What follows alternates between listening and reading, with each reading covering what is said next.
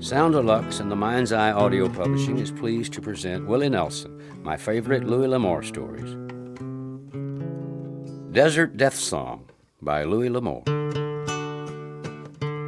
When Jim Morton rode up to the fire, 3 unshaven men huddled there warming themselves and drinking hot coffee.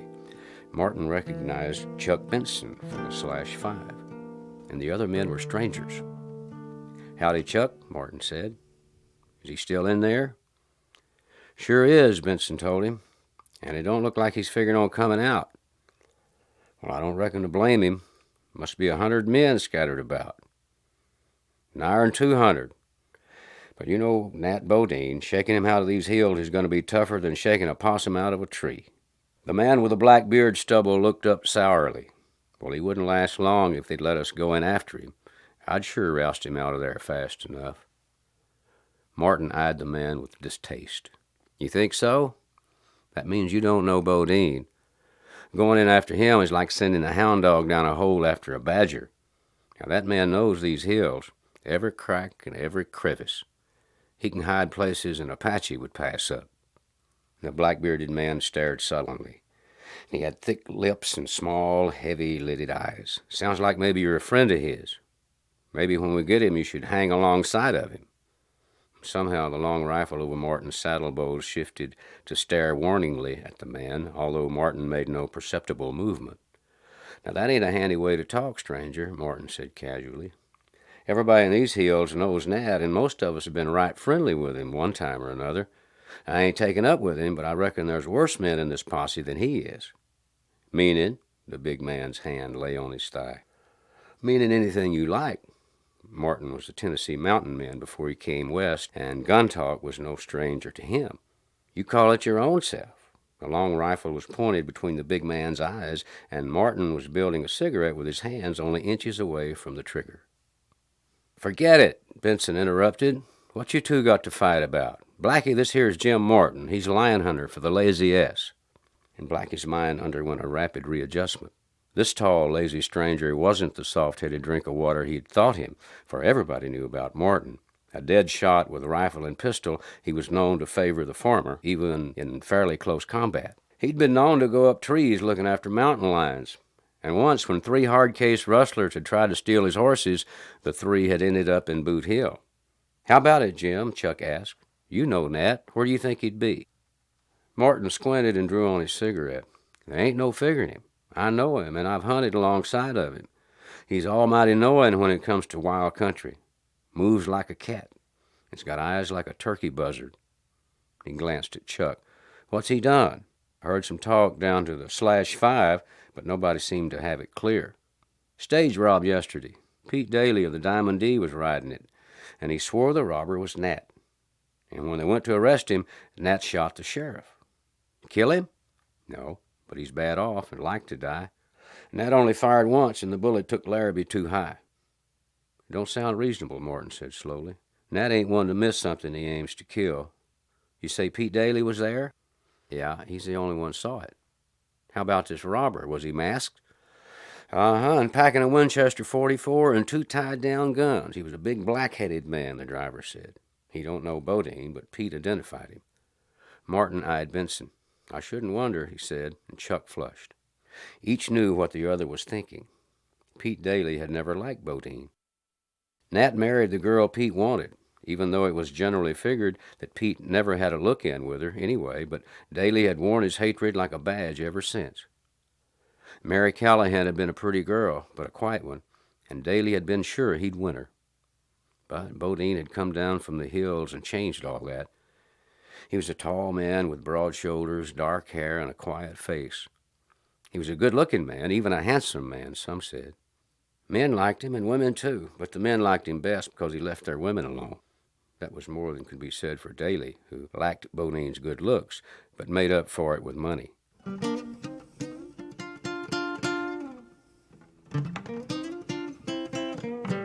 Bodine had bought a place near town and drilled a good well, and he seemed to have money, and that puzzled people. So hints began to get around that he'd been rustling as well as robbing stages. And there were those, like Jim Morton, who believed most of the stories stemmed from Daly, but no matter where they originated, they got around. Hanging Bodine for killing the sheriff, the fact that he was still alive was overlooked and considered merely a technical question anyway, was the problem before the posse.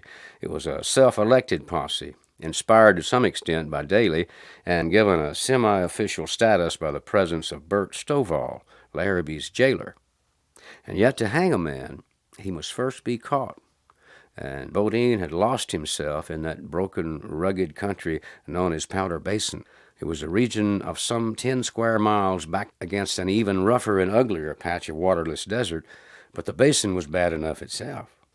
Fractured with gorges and humped with fur-clad hogbacks, it was a maze where the Jupiter region merged into the fir and spruce, and where the canyons were liberally overgrown with manzanita. There were at least 2 cliff dwellings in the area, and a ghost mining town of some dozen ramshackle structures tumbled in and wind-worried.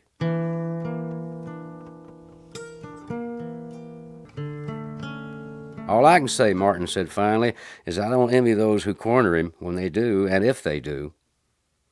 Blackie wanted no issue with Martin, yet he was still sore. He looked up. What do you mean if we do? We'll get him. And Martin took his cigarette from his lips. You want a suggestion, friend? When he's cornered, don't you be the one to go in after him.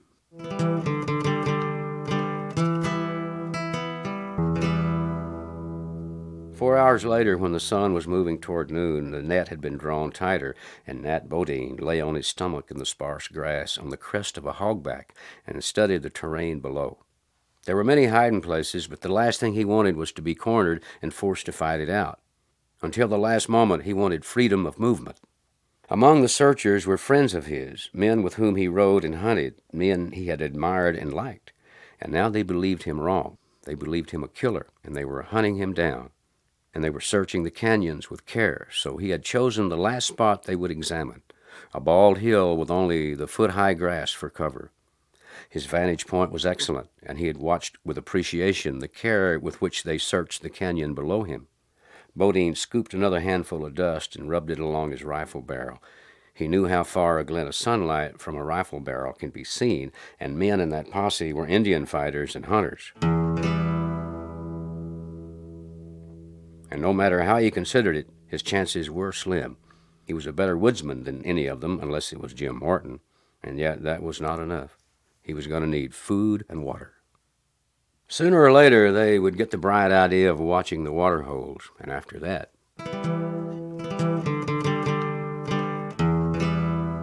Well, it was almost 24 hours since he'd eaten, and he'd soon have to refill his canteen.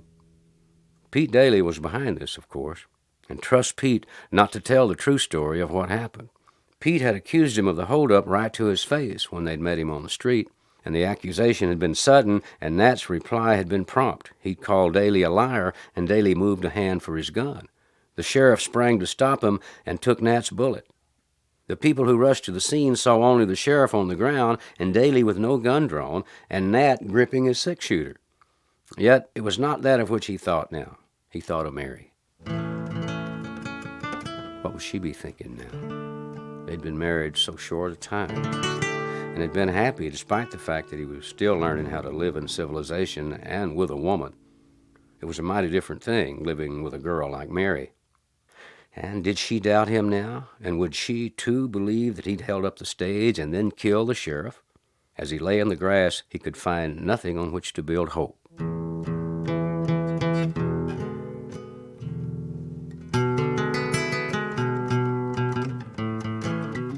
Hemmed in on 3 sides, with the waterless mountains and the desert behind him, the end seemed inevitable, and thoughtfully he shook his canteen. It was nearly empty. Only a little water sloshed weakly at the bottom. And yet he must last the afternoon through, and by night he could try the water hole at Mesquite Springs, no more than half a mile away.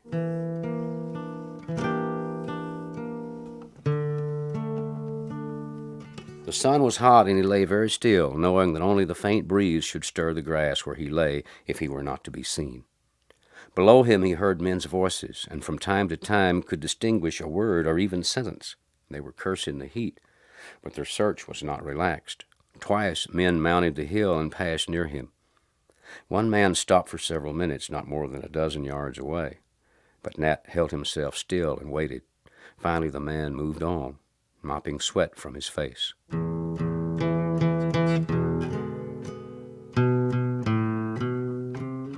When the sun was gone, he wormed his way off the crest and into the manzanita. It took him over an hour to get within striking distance of Mesquite Springs. He stopped just in time. His nostrils caught the faint fragrance of tobacco smoke, and lying in the darkness, he listened, and after a moment heard a stone rattle and the faint click of metal on stone. And when he was far enough away, he got to his feet and worked his way through the night toward Stone Cup, a spring 2 miles beyond. He moved more warily now, knowing they were watching the water holes. The stars were out, sharp and clear, when he snaked his way through the reeds toward the cup. Deliberately, he chose the route where the overflow from the Stone Cup kept the earth soggy and high-grown with reeds and dank grass. There would be no chance of a watcher waiting there on the wet ground, and nor would the wet grass rustle. He moved close, but here, too, men waited. He lay there still in the darkness, listening. And soon he picked out 3 men, 2 back in the shadows of the rock shelf, and 1 over under the brush, but not more than 4 feet from the small pool's edge. There was no chance to get a canteen filled here, for the watchers were too wide awake, and yet he might manage a drink. He slid his knife from his pocket and opened it carefully. He cut several reeds, allowing no sound. When he had them cut, he joined them and reached them toward the water, and lying on his stomach within only a few feet of the pool and no further from the nearest watcher, he sucked on the reeds until the water started flowing, and he drank for a long time, and then drank again. The trickle doing little at first to assuage his thirst, and after a while he felt better. And he started to withdraw the reeds, and then grinned and let them lay. And with care he worked his way back from the cup and got to his feet. His shirt was muddy and wet, and with the wind against his body he felt almost cold. And with the water hose watched, there would be no chance to fill his canteen, and the day would be blazing hot. There might be an unwatched hole, but the chance of that was slight. And if he spent the night in fruitless search of water, he would exhaust his strength and lose the sleep he needed. Returning like a deer to a resting place near a ridge, he bedded down in a clump of manzanita. His rifle cradled in his arm, he was almost instantly asleep.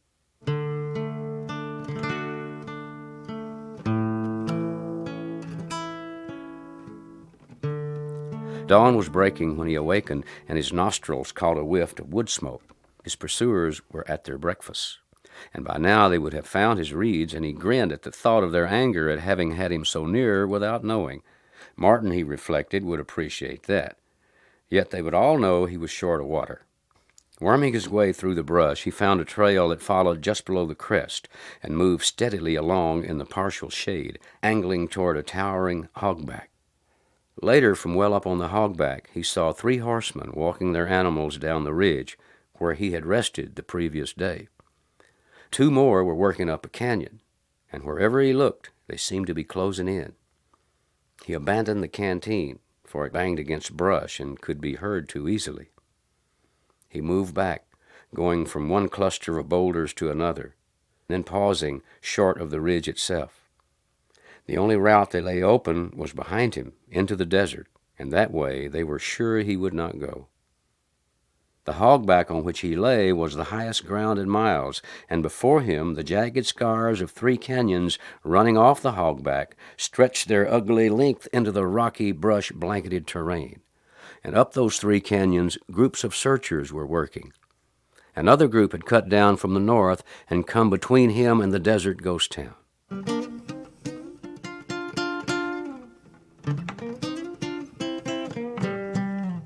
The far-flung skirmishing line was well disposed, and Nat could find it in himself to admire their skill. These were his brand of men, and they understood their task. Knowing them as he did, he knew how relentless they could be. The country behind him was open, and it would not be open long. And knowing themselves, they were sure he would fight it out rather than risk dying of thirst in the desert. But they were wrong. Nat Bodine learned that suddenly. Had he been asked, he would have accepted their solution. Yet now he saw that he could not give up.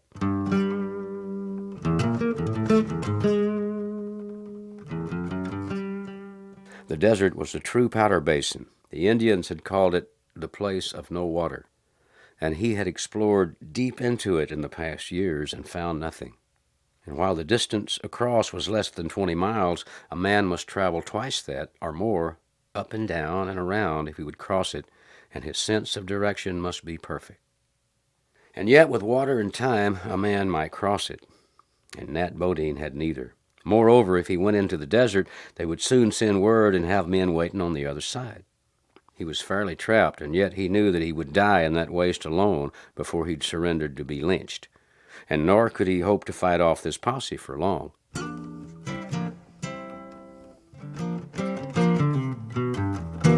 Carefully he got to his feet and worked his way to the maw of the desert, and he nestled among the boulders and watched the men below. And they were coming carefully, still several yards away. Cradling his Winchester against his cheek, he drew a bead on a rock ahead of the nearest man and fired. Instantly the searchers vanished, and where a dozen men had been in sight, there was nobody now. He chuckled. That made 'em eat dirt. He said, now they won't be so anxious. The crossing of the crest was dangerous, but he made it, and hesitated there, surveying the scene before him, and far away to the horizon stretched the desert. And before him the mountain broke sharply away in a series of sheer precipices and ragged chasms, and he scowled as he stared down at them, for there seemed no descent could be possible from here.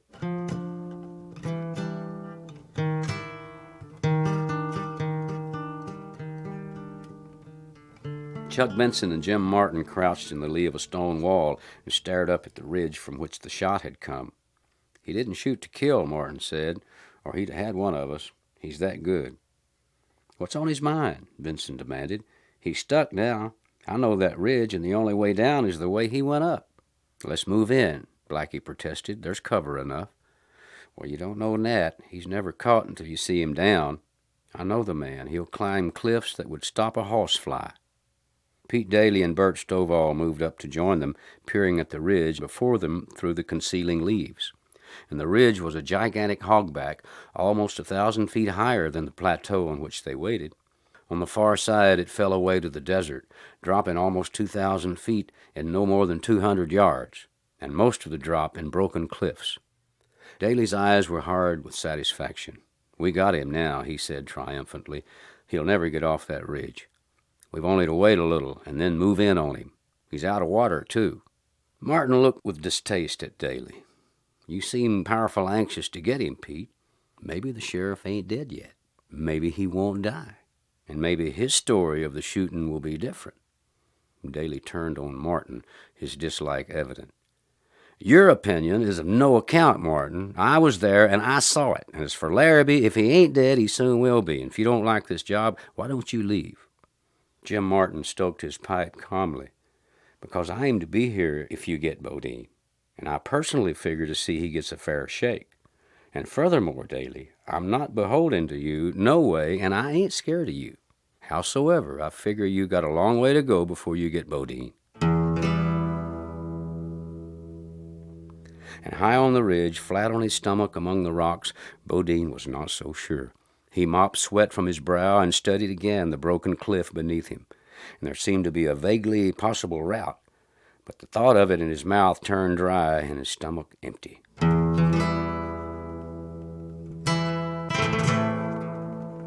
A certain bulge in the rock looked as though it might afford handholds, although some of the rock was loose and he couldn't see below the bulge where it might become smooth. Once over that projection, getting back would be difficult, if not impossible. Nevertheless, he determined to try. Using his belt for a rifle strap, he slung the Winchester over his back and then turned his face to the rock and slid feet first over the bulge, feeling with his toes for a hold. If he fell from here, he could not drop less than 200 feet, although close in there was a narrow ledge only 60 feet down. Using simple pull holds and working down with his feet, Bodine got well over the bulge, and taking a good grip, he turned his head and searched the rock below him. On his left, the rock was cracked deeply, with a portion of the face to which he clung projecting several inches further into space than the other side of the crack.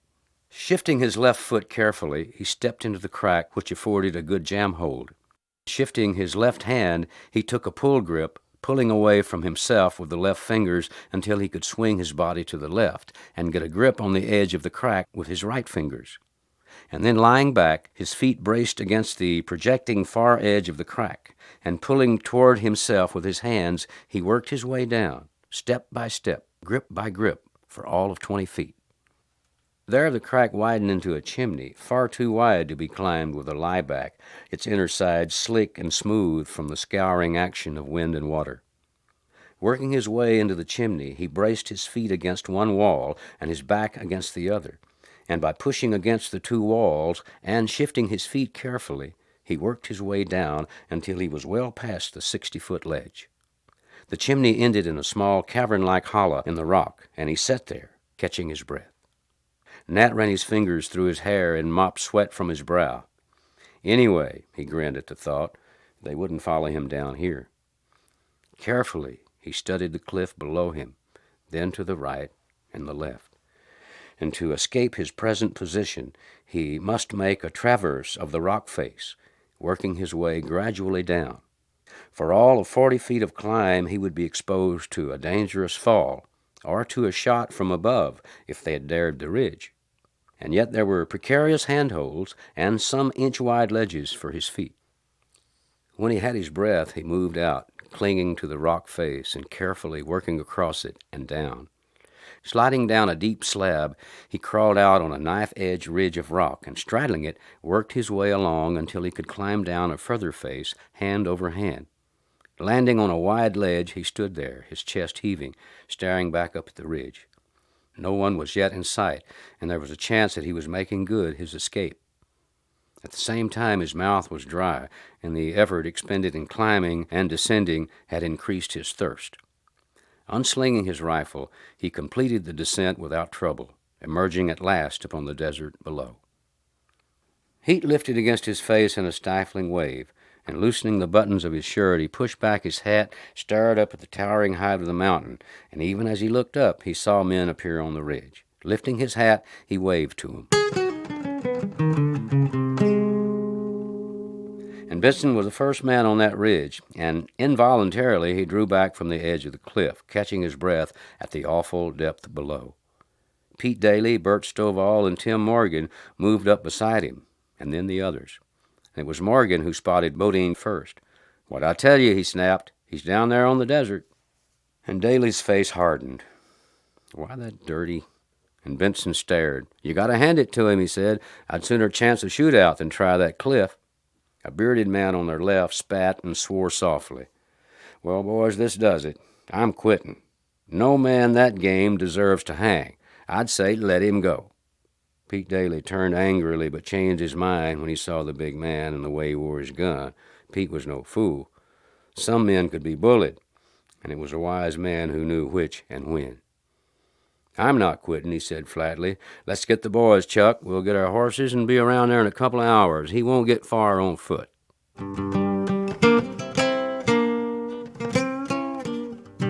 Nat Bodine turned and started off into the desert with a long, swinging stride. His skin felt hot, and the air was close and stifling, and yet his only chance was to get across this stretch and work into the hills at a point where they could not find him.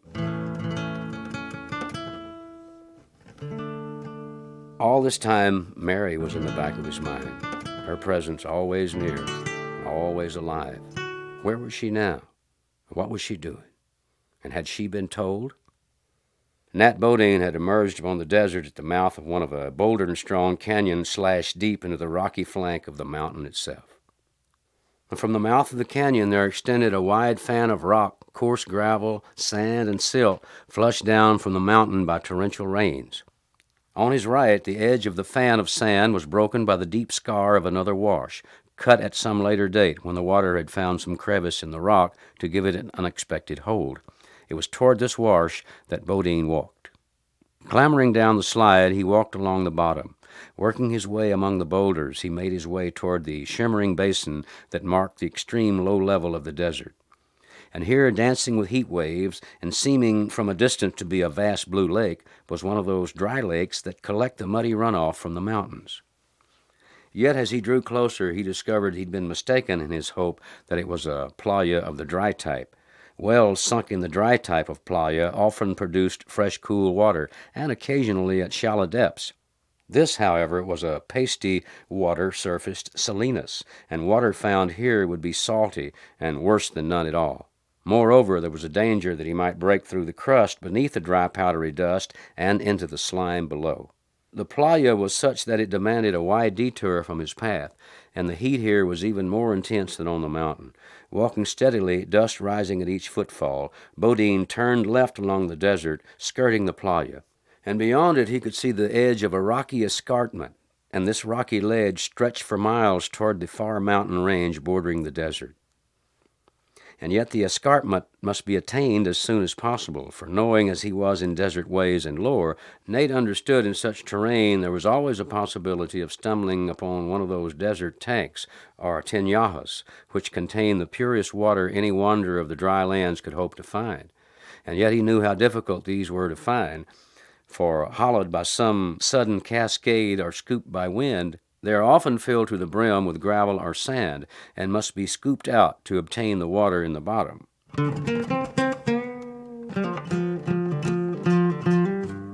Nat Bodine paused, shading his eyes toward the end of the playa. It was not much farther.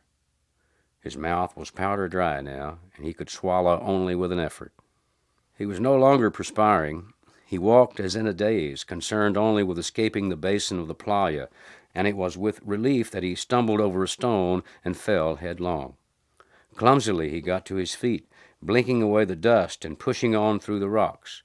He crawled to the top of the escarpment through a deep crack in the rock, and then walked on over the dark surface. It was some ancient flow of lava crumbling to ruin now, and here and there a broken blister of it. In each of them he searched for water, but they were dry. At this hour he would see no coyotes, but he watched for tracks, knowing the wary and wily desert wolves knew where water could be found. The horizon seemed no nearer, nor had the peaks begun to show their lines of age, or the shapes into which the wind had carved them.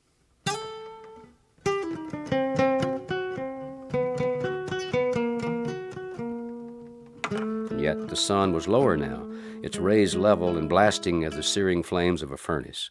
Bodine plodded on, walking toward the night, hoping for it, praying for it. Once he paused abruptly at a thin whine of sound across the sun-blasted air. Waiting, he listened, searching the air about him with eyes suddenly alert, but he did not hear the sound again for several minutes, and when he did hear it, there was no mistaking it.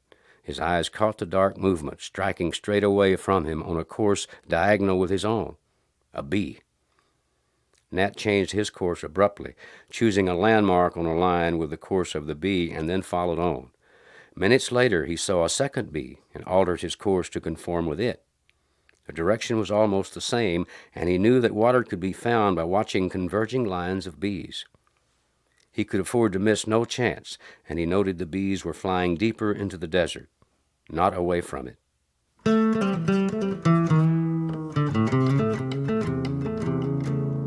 Darkness found him suddenly. At the moment the horizon range had grown darker, its crest tinted with old rose and gold, slashed with a deep fire of crimson. And then it was night, and a coyote was yapping myriad calls at the stars.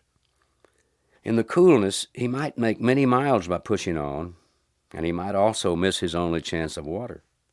He hesitated, and then his weariness conformed with his judgment, and he slumped down against a boulder and dropped his chin on his chest. And the coyote voiced a shrill complaint, and then, satisfied with the echo against the rocks, ceased his yapping and began to hunt. He scented the man smell and skirted wide around, going about his business.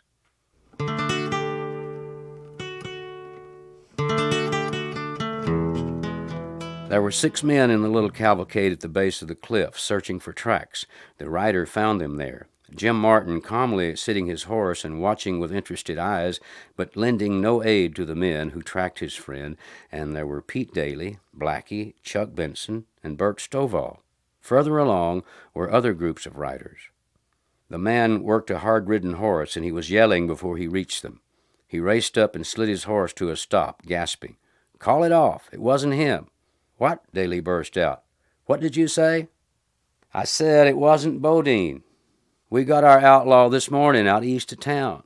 Mary Bodine spotted a man hiding in the brush below Wenzel's place, and she came down to town. It was him, all right.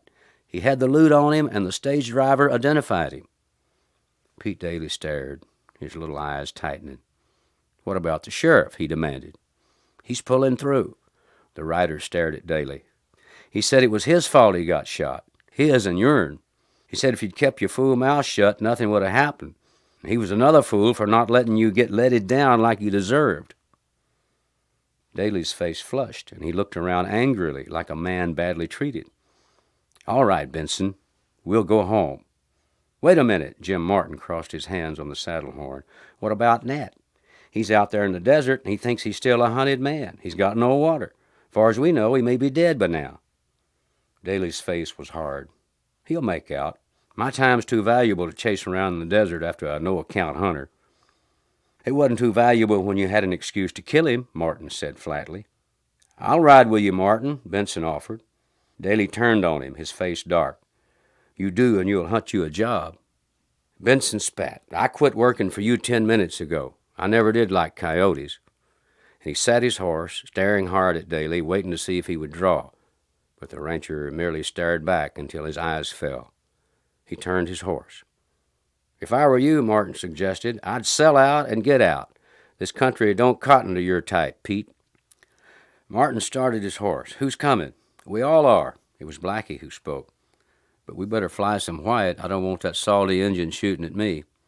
It was near sundown of the second day of their search, and the fourth since the holdup, that they found him, and Benson had a shirt tied to his rifle barrel, and they took turns carrying it. They'd given up hope the day before, knowing he was out of water and knowing the country he was in. The cavalcade of riders were almost abreast of a shoulder of sandstone outcropping when a voice spoke out of the rocks. "You hunting me?" Jim Martin felt relief flood through him. "Hunting you peaceful," he said. "They got their outlaw, and Larrabee owes you no grudge." His face burned red from the desert sun, his eyes squinting at them. Nat Bodine swung his long body down over the rocks. "Glad to hear that," he said. "I was some worried about Mary." "She's all right." Martin stared at him. "What'd you do for water?" "Found some. Neatest tinyaha in all this desert."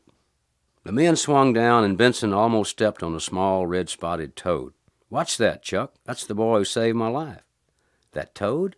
Blackie was incredulous. "How do you mean?" "Well, that kind of toad never gets far from water. You only find them near some permanent seepage or spring.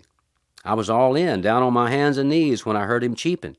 It's a noise like a cricket, and I'd been hearing it some time before I remembered that a Yaqui had told me about these frogs. So I hunted and found him, and I knew there had to be water close by. I'd followed the bees for a day and a half, always this way, and then I lost them. And while I was studying the lay of the land, I saw another bee, and then another, all headed for this bunch of sand rock. But it was the toad that stopped me." They had a horse for him, and he mounted up. Blackie stared at him. "You better thank that Martin," he said dryly. "He was the only one that was sure you were in the clear." "No, there was another," Martin said. "Mary was sure. She said you were no outlaw, and that you'd live. She said you'd live through anything." Martin bit off a chew and glanced again at Nat. "They was wondering where you make your money, Nat." "Me?"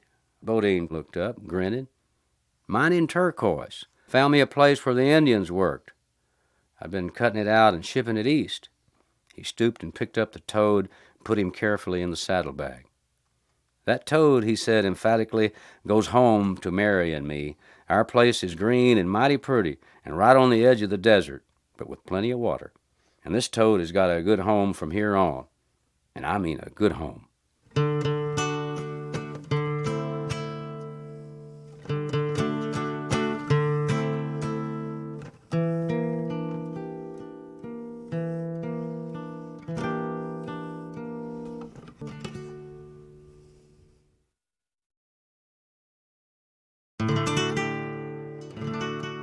Law of the Desert Born by Louis L'Amour. Shad Marone crawled out of the water, swearing, and slid into the mesquite. Suddenly, for the first time since the chase began, he was mad. He was mad clear through. The hell with it. He got to his feet, his eyes blazing. "I've run far enough, and if they cross Black River, they're asking for it." For 3 days he had been on the dodge, using every stratagem known to men of the desert, but they clung to him like leeches. And that was what came of killing a sheriff's brother, and the fact that he killed in self-defense wasn't going to help a bit, especially when the killer was Shad Marone. And that was what you could expect when you were the last man of the losing side in the cattle war. All his friends were gone now but Madge. And the best people of Puente de Luna hadn't been the toughest in this scrap, and they had lost. And Shad Marone, who had been one of the toughest, had lost with them. His guns hadn't been enough to outweigh those of the other faction. Of course, he admitted to himself those on his side hadn't been angels. He branded a few head of calves himself from time to time, and when cash was short, he had often run a few steers over the border. But hadn't they all? Truman and Dykes had been good men, but Dykes had been killed at the start, and Truman had fought like a gentleman, and that wasn't any way to win in the Black River country. Since then, there had been few peaceful days for Shad Marone. After they elected Clyde Bowman sheriff, he knew they were out to get him. Bowman hated him, and Bowman had been one of the worst of them in the cattle war. The trouble was, Shad was a gunfighter, and they all knew it. And Bowman was fast with a gun, and in a fight he could hold his own. Also, he was smart enough to leave Shad Marone strictly alone. So they just waited, watched, and planned. Shad had taken their dislike as a matter of course. It took tough men to settle a tough country, and if they started shooting, somebody got hurt. Well, he wasn't going to get hurt. There'd been too much shooting to suit him. He wanted to leave Puente de Luna, but Madge was still living on the old place, and he didn't want to leave her there alone. So he stayed on, knowing it couldn't last. And then Jud Bowman rode into town. Shad was thoughtful when he heard that. Jud was notoriously quarrelsome and was said to have 12 notches on his gun, and Shad had a feeling that Jud hadn't come to Puente de Luna by accident. Jud hadn't been in town 2 days before the grapevine had the story that if Clyde and Lopez were afraid to run Marone out of town, he wasn't. Jud Bowman might have done it, too, if it hadn't been for Tips. Tips Hogan had been tending bar in Puente de Luna for a long time, and he'd come over the trail as wagon boss for Shad's old man, something everyone had forgotten but Shad and Tips himself. Tips saw the gun in Bowman's lap, and he gave Marone a warning. It was just a word through unmoving lips while he mopped the bar. And after a moment, Shad turned, his glass in his left hand, and he saw the way Bowman was sitting and how the tabletop would conceal a gun in his lap. And even then, when he knew they had set things up to kill him, he hadn't wanted trouble. He decided to get out while the getting was good. And then he saw Slade near the door, and Henderson across the room. He was boxed, and they weren't gambling this time. Tips Hogan knew what was coming, and he was working his way down the bar. Marone took it easy. He knew it was coming, and it wasn't a new thing. That was his biggest advantage, he thought. He'd been in more types than any of them, and he didn't want any more trouble, but if he got out of this, it would be right behind a 6-gun. The back door was barred, and the window was closed. Jud Bowman looked up suddenly. He had a great shock of blond, coarse hair, and under bushy brows his eyes glinted. "What's this about you threatening to kill me, Marone?" So that was their excuse. He had not threatened Bowman, scarcely knew him, in fact. But this was the way to put him in wrong and to give them the plea of self-defense. And he let his eyes turn to Bowman and saw the intensity in the man's face, a denial, and there would be shooting. Jud's right-hand fingertips rested on the table's edge. He had only to drop a hand and fire. "Huh?" Shad said stupidly, as though startled from a daydream. He took a step toward the table, his face puzzled. "What'd you say?" "I didn't get it." They'd planned it all very carefully. Marone would deny, and Bowman would claim he'd been called a liar, and there would be a killing. They were tense, all 3 of them set to draw. "Huh?" Shad repeated blankly. They were caught flat-footed. After all, you couldn't shoot a man in cold blood. You couldn't shoot a man who was half asleep. Most of the men in the saloon were against Marone, but they would never stand for murder. They were poised for action, and nothing happened. Shad blinked at them. "Sorry," he said. "I must have been dreaming. I didn't hear you." Bowman glanced around uncertainly, wetting his lips with his tongue. "I said, I heard you threaten to kill me," he repeated. It sounded lame, and he knew it, but Shad's response had been unexpected. What happened then was even more unexpected. Marone's left hand shot out, and before anyone could move, the table was spun from in front of Bowman, and everyone saw the naked gun lying in his lap. Every man in the saloon knew that Judd Bowman, for all his reputation, had been afraid to shoot it out with an even break. It would have been murder. Taken by surprise, Bowman blinked foolishly, and then his wits came back. Blood rushed to his face, and he grabbed the gun. "Why, you—" And then Shad Marone shot him. Shad shot him through the belly. And before the other two could act, he wheeled, not toward the door, but to the closed window. And he battered it with his shoulder and went right on through. Outside, he'd hit the ground on his hands, but came up in a lunging run. And then he was in the saddle and on his way. And there were men in the saloon who would tell the truth, two at least, although neither had much use for him. But Marone knew that with Clyde Bowman as sheriff, he would never be brought to trial. He'd be killed evading arrest.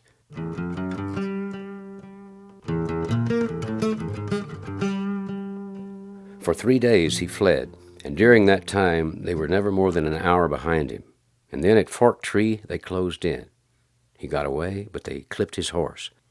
The roan stayed on his feet, giving all he had, as horses always had given for Shad Marone, and then died on the riverbank, still trying with his last breath. And Marone took time to catch his saddle and bridle and then started on foot. He made the river, and they thought that would stop him, for he couldn't swim a stroke. But he found a drift log, and with his guns riding high, he shoved off. Using the current and his own kicking, he got to the other bank, considerably downstream. And the thing that bothered him was the way they clung to his trail. Bowman wasn't the man to follow his little trail as he left. Yet the man hung to him like an Apache. Apache. Why hadn't he thought of that? It would be Lopez following that trail, not Bowman.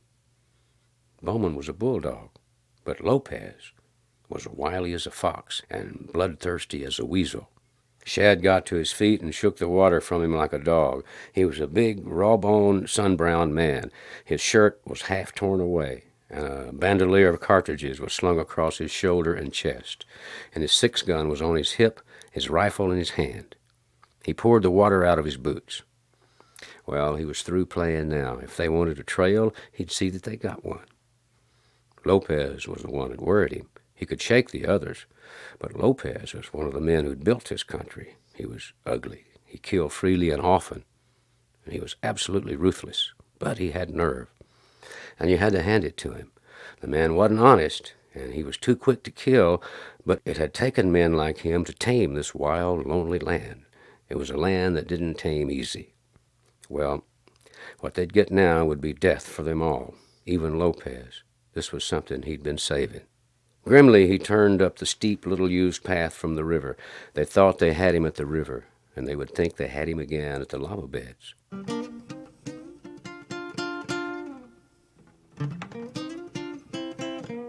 Waterless, treeless, and desolate, the lava beds were believed to harbor no life of any kind, only sand and great jagged rocks shaped like flame, grotesque, barren, and awful.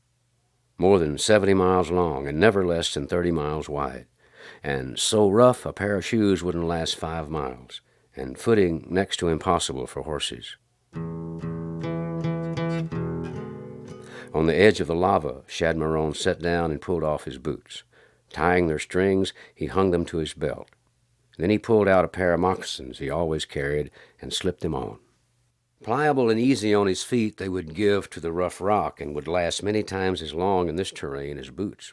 And he got up and walked into the lava beds. The bare lava caught the fierce heat and threw it back in his face. A trickle of sweat started down his cheek. He knew the desert and knew how to live in the heat, and he did not try to hurry. That would be fatal. And far ahead of him was a massive tower of rock, jutting up like a church steeple from a tiny village. And he headed that way, walking steadily. And he made no attempt to cover his trail, no attempt to lose his pursuers. He knew where he was going.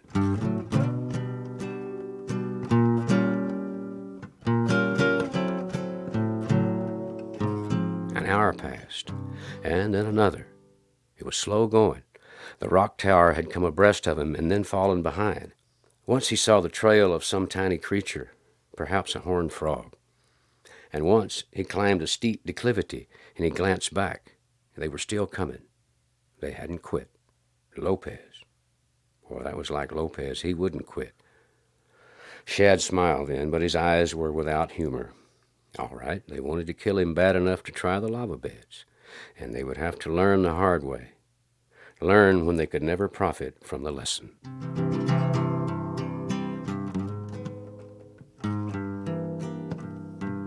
And he kept working north, using the shade carefully. There was little of it, only here and there in the lee of a rock. But each time he stopped, he cooled off a little. And so far, he hadn't taken a drink. After the third hour, he washed his lips and rinsed his mouth. Twice after that, he took only a spoonful of water and rinsed his mouth before swallowing. Occasionally, he stopped and looked around to get his bearings. He smiled grimly when he thought of Bowman. The sheriff was a heavy man. Davis would be there, too. Lopez was lean and wiry. He would last, and he would be hard to kill. By his last count, there were 8 left. 4 had turned back at the lava pits. He gained a little.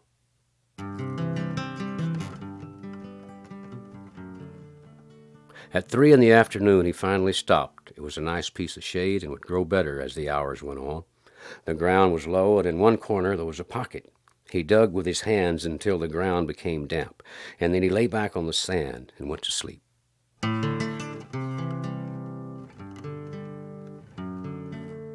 He wasn't worried. Too many years he had been awakening at the hour he wished, his senses alert to danger. He was an hour ahead of him, at least, and he would need this rest that he was going to get. What lay ahead would take everything he had, and he knew that. Their feet would be punishing them cruelly now. 3 of them still had their horses, leading them.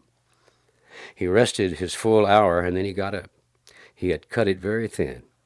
Through a space in the rocks, he could see them, not 300 yards away. Lopez, as he had suspected, was in the lead. How easy to pick them off now. But no, he would not kill again. Let their own anxiety to kill him kill them. And with 100 yards, he had put 2 jumbled piles of boulders between himself and his pursuers. A little further then, and he stopped.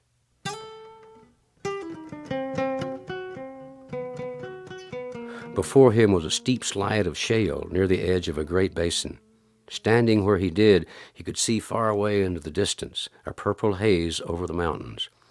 Between there was nothing but a great white expanse, shimmering with heat. He slid down the shale and brought up at the bottom. He was now, he knew, 70 feet below sea level. He started away, and at every step, dry, powdery dust lifted into clouds. It caked in his nostrils, filmed his eyelashes, and covered his clothes with whitish, alkaline dust. And far across the sink, and scarcely discernible from the crest behind him, was the window in the rock. He headed for it, walking steadily. It was 10 miles if he walked straight across. So far that Navajo was right, Shad told himself, and he said to make it before dark, or else.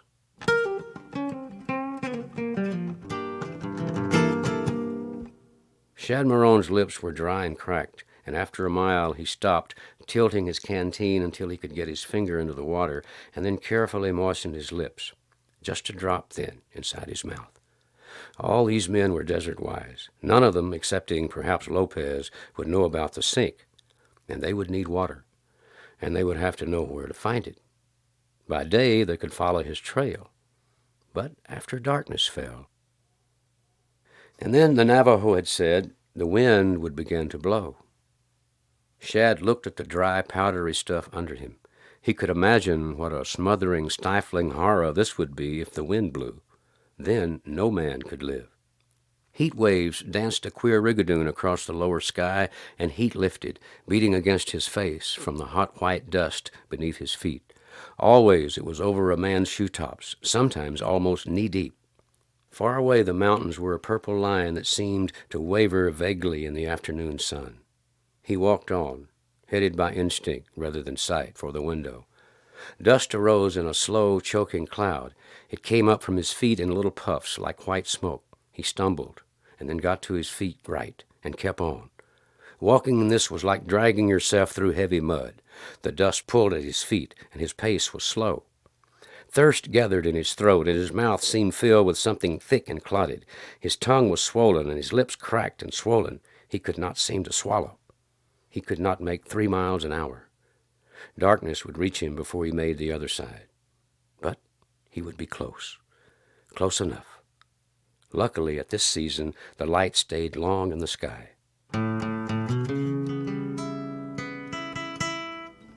After a long time, he stopped and looked back. Yes, they were coming. But there was not one dust cloud. There were several. And through red-rimmed, sun-squinted eyes, he watched. They were straggling. Every straggler would die. He knew that. Well, they had asked for it. Dust covered his clothing, and only his gun he kept clean. Every half hour he stopped and wiped it as clean as he could, and twice he pulled a knotted string through the barrel. Finally, he used the last of his water. Every half hour he'd been wetting his lips. He did not throw the canteen away, but slung it back upon his hip. He would need it later when he got to the nest.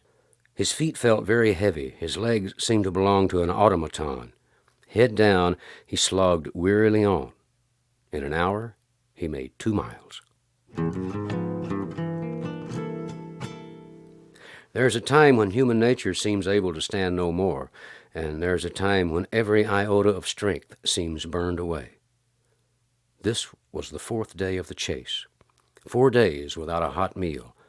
4 days of riding, walking, running. And now this. He had only to stop, and they would come up with him, and it would be over. The thought of how easy it would be to quit came to him. He considered the thought, but he did not consider quitting. He could no more have stopped than a bee could stop making honey. Life was ahead, and he had to live. It was a matter only of survival now. The man with the greatest urge to live would be the one to survive. Those men behind him were going to die, and they were going to die for 3 reasons. First, he alone knew where there was water, and at the right time he would lose them. Second, he was in the lead, and after dark they would have no trail, and if they lived through the night, there would be no trail left in the morning. Third, at night, at this season, the wind always blew, and their eyes and mouths and ears would fill with soft, white, filmy dust, and if they lay down, they would be buried by the sifting, swirling dust. They would die then, every man jack of them. They had it coming.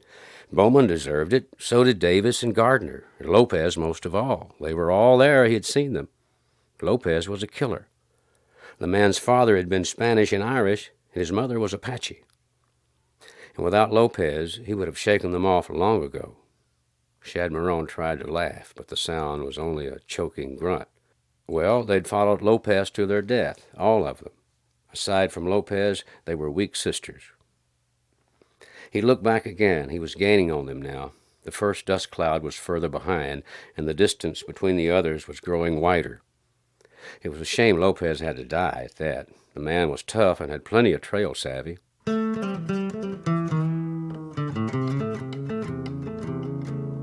Shad Marone moved on, and from somewhere within him he called forth a new burst of strength.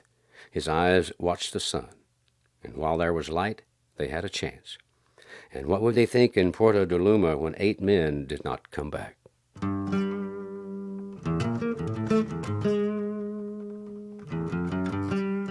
Marone looked at the sun, and it was low, scarcely above the purple mountains. They seemed close now. He lengthened his stride again. And the Navajo had told him how his people once had been pursued by Apaches and had led the whole Apache war party into the sink. And there they had been caught by darkness, and none were ever seen again, according to the Indian story. Shad stumbled then and fell. Dust lifted thickly about him, clogging his nostrils. Slowly, like a groggy fighter, he got his knees under him and, using his rifle for a staff, pushed himself to his feet. He started on, driven by some blind, brute desire for life. And when he fell again, he could feel rocks under his hands. He pulled himself up. He climbed the steep, winding path toward the window in the rock. And below the far corner of the window was the nest. And in the nest there was water. Or so the Navajo had told him.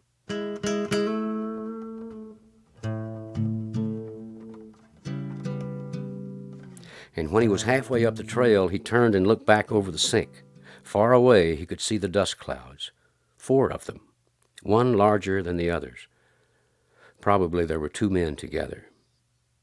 "Still coming," he muttered grimly, and Lopez leading them. Lopez, damn his soul, the little devil had guts. You had to give him that. Suddenly Morone found himself almost wishing Lopez would win through. The man was like a wolf, a killer wolf, but he had guts, and he wasn't just the honest men who'd built up this country to what it was today. Maybe without the killers and rustlers and bad men, the West would never have been won so soon. Shad Morone remembered some of them, wild, dangerous men who went into country where nobody else dared venture, and they killed and robbed to live. But they stayed there. And it took iron men for that, men like Lopez, who was a mongrel of the Santa Fe Trail. Lopez had drunk water from a buffalo track many a time. Well, so have I, Shad told himself. Shad Morone took out his 6-shooter and wiped it free of dust. Only then did he start up the trail. He found the nest, a hollow among the rocks, sheltered from the wind, and the window loomed above him now, immense and gigantic. And Shad stumbled, running into the nest. He dropped his rifle and lunged for the water hole, throwing himself on the ground to drink. And then he stared, unbelieving. Empty. The earth was dry and parched where the water had been, but only cracked earth remained. He couldn't believe it. It couldn't be. It couldn't. Morone came to his feet, glaring wildly about. His eyes were red-rimmed and his face heat-flushed above the black whiskers now filmed with gray dust. He tried to laugh, Lopez dying down below there, and he dying up here. The hard men of the West, the tough men. He sneered at himself. Both of them now would die. He at the water hole, Lopez down there in the clawing, clogging dust. He shook his head. Through the flame-sheathed torment of his brain there came a cool ray of sanity. There had been water here. The Indian had been right. The cracked earth showed that. But where? Perhaps a dry season. But no, it had not been a dry season. Certainly no drier than any other year at this time. And he stared across the place where the pool had been. Rocks and a few rock cedars and some heaped-up rocks from a small slide. He stumbled across and began clawing at the rocks, pulling and tearing. Suddenly, a trickle of water burst through. He got hold of one big rock and in a mad frenzy tore it from its place, and the water shot through then, so suddenly he was knocked to his knees. He scrambled out of the depression, splashing in the water, and then lying on his face, he drank, long and greedily.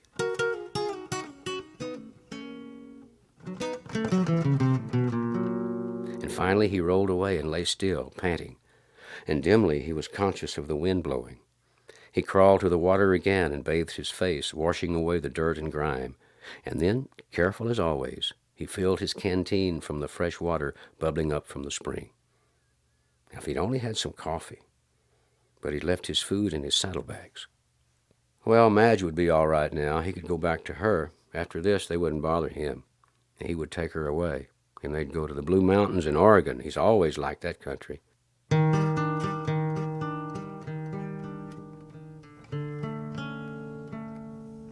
And the wind was blowing more heavily now, and he could smell the dust. That Navajo hadn't lied. It would be hell down in the sink, but he was above it now and almost a mile away.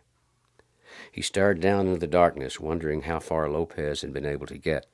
The others didn't matter. They were weak sisters who lived on the strength of better men. And if they didn't die there, they'd die somewhere else, and the West could spare them. He got to his feet. Lopez would hate to die. The ranch he had built so carefully in a piece of the wildest, roughest country was going good. It took a man with guts to settle where he had and make it pay. Shad Morone rubbed the stubble on his jaw. That last 30 head of his cows I rustled for brought the best price I ever got, he remembered thoughtfully. Too bad there ain't more like him. Well, after this night, there would be one less. There wouldn't be anything to guide Lopez down there now. A man caught in a thick whirlpool of dust would have no landmarks, and there would be nothing to get him out except blind instinct. And the Navajos had been clever, leading the Apaches into a trap like that. Odd that Lopez's mother had been an Apache, too. Just the same, Marone thought, he had nerve. He'd shot his way up from the bottom until he had one of the best ranches. And Shad Marone began to pick up some dead cedar. He gathered some needles for kindling, and in a few minutes he had a fire going. Marone took another drink. Somehow he felt restless, and he got up and walked to the edge of the nest. How far had Lopez come? Suppose. Marone gripped his pistol. Suddenly he started down the mountain. The hell with it, he muttered. A stone rattled. Shad Marone froze, gun in hand. Lopez, a gray shadow weaving in the vague light from the cliff, had a gun in his hand, and for a full minute they stared at each other. Marone spoke first. "Looks like a dead heat," he said. Lopez said, "How'd you know about the water hole?" "Navajo told me," Shad replied, watching Lopez like a cat. "You don't look so bad," he added. "You have a full canteen?" "Nope. I'd been a goner, but my mother was an Apache. A bunch of them got caught in the sink once, and that would never happen twice to no Apache. They found this water hole then and one down below. I made the one below, and then I was finished. She was a dry hole, but then water began to run in from a crack in the rock." "Yeah?" Marone looked at him again. "You got any coffee?" "Sure." "Well," Shad holstered his gun, "I've got a fire."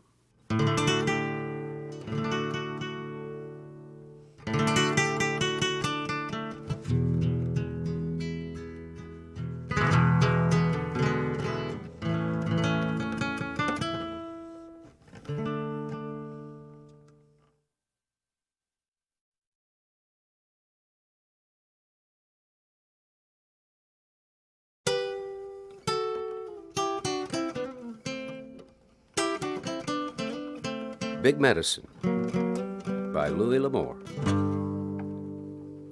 Old Billy Dunbar was down flat on his face in a dry wash, swearing into his beard. The best gold-bearing gravel he'd found in a year, and then the Apaches would have to show up. It was like them, the mean, ornery critters. He hugged the ground for dear life and hoped they would not see him, tucked away as he was between some stones where an eddy of the water that once ran through the wash had dug a trench between the stones.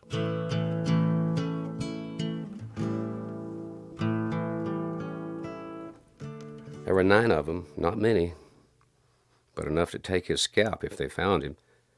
And it'd be just as bad if they saw his burrows or any of the prospect holes he'd been sinking. He was sweating like a stuck hog bleeds, lying there with his beard in the sand and the old Sharps 50 ready beside him. He wouldn't have much of a chance if they found him, slithery fighters like they were. But if that old Sharps threw down on him, he'd take at least one along to the happy hunting grounds with him.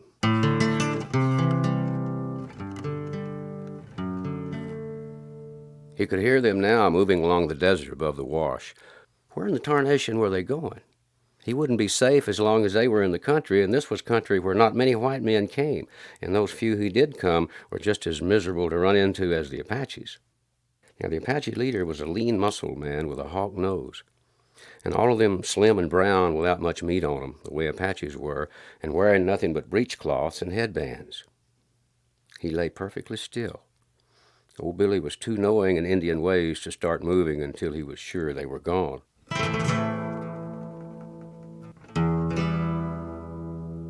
He lay right there for almost a half hour after he had last heard them, and then he came out of it cautious as a bear reaching for a honey tree. And when he got to his feet, he hightailed it for the edge of the wash and took a look, and the Apaches had vanished. And he turned and went down the wash, taking his time and keeping the old Sharps handy. It was a mile to his burrows and to the place where his prospect holes were. Luckily, he had 'em back in a draw where there wasn't much chance of 'em being found.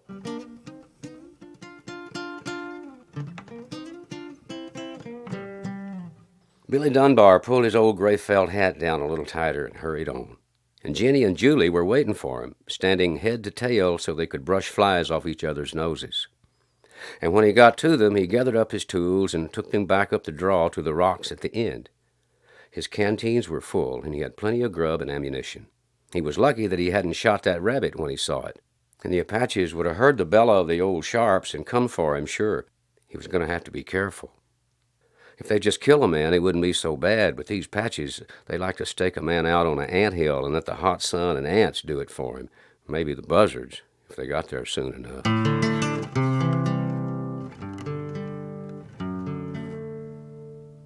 Now, this wash looked good, too, not only because water had run there, but because it was actually cutting into the edge of the old riverbed. If he could sink a couple of holes down to bedrock, he'd bet there'd be gold and gold aplenty.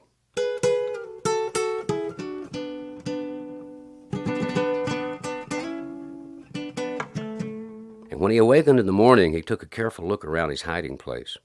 One thing, the way he was located, if they caught him in camp, they wouldn't get at him to do much. The hollow was perhaps 60 feet across, but over half of it was covered by shelving rock from above, and the cliff ran straight up from there for an easy 50 feet.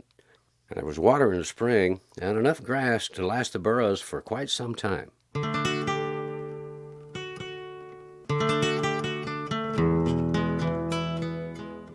And after careful scouting around, he made a fire of dead mesquite, which made almost no smoke, and fixed some coffee. When he had eaten, Dunbar gathered up his pan, pick, shovel, and rifle, and moved out. He was loaded more than he liked, but it couldn't be helped. The place he had selected to work was the inside of the little desert stream. The stream took a bend and left a gravel bank on the inside of the elbow. The gravel looked good. Putting his sharps down within easy reach, old Billy got busy.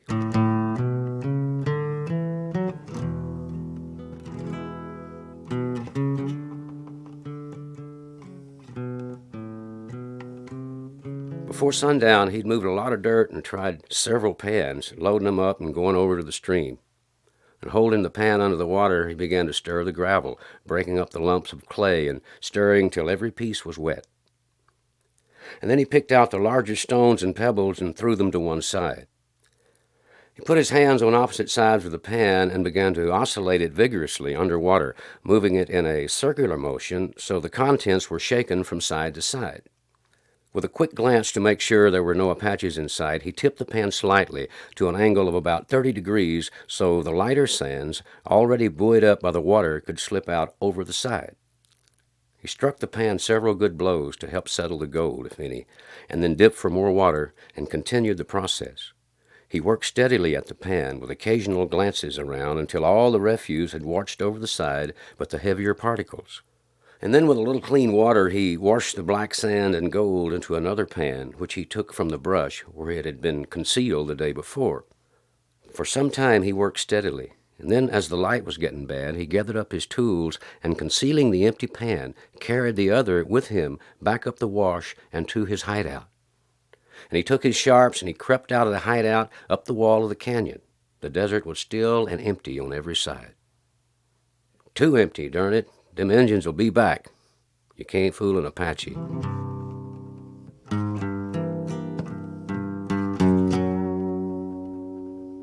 Rolling out of his blankets at sunup, he prepared a quick breakfast and then went over his takings of the day with a magnet. The black sand was mostly particles of magnetite, ilmenite, and black magnetic iron oxide.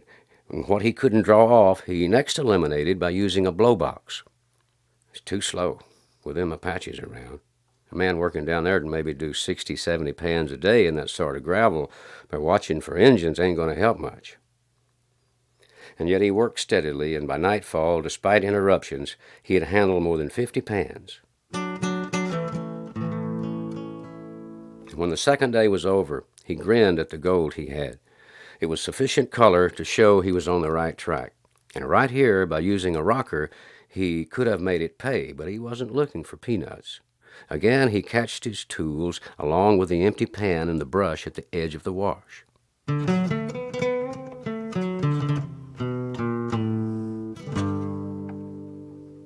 When morning came, he rolled out and was just coming out of the hideout when he saw the Apache. He was squatted in the sand staring at something, and despite his efforts to keep his trail covered, Dunbar had a good idea what that something would be, and he drew back into the hideout. Lying on his middle, he watched the Indian get to his feet and start working downstream. And when he got there a little further, he was going to see those prospect holes. And there'd be nothing Dunbar could do then, nor was there anything he could do now. So far as he could see, only one Apache had found him, and if he fired to kill the Indian, the others would be aware of the situation and come running. Old Billy squinted his eyes and pondered the question. He had a hunch that Indian wasn't going to go for help. He was going to try to get Dunbar by himself so he could take his weapons and whatever else he had of value.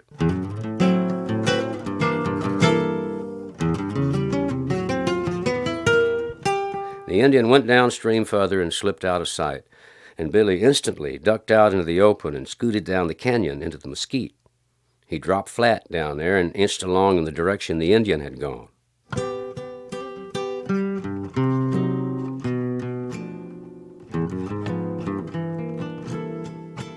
He was creeping along, getting nearer and nearer to his prospect holes, when suddenly instinct or the subconscious hearing of a sound warned him. And like a flash, he rolled over, just in time to see the Indian leap at him, knife in hand. Now, Billy Dunbar was no longer a youngster, but he had lived a life in the desert, and he was as hard and tough as whalebone.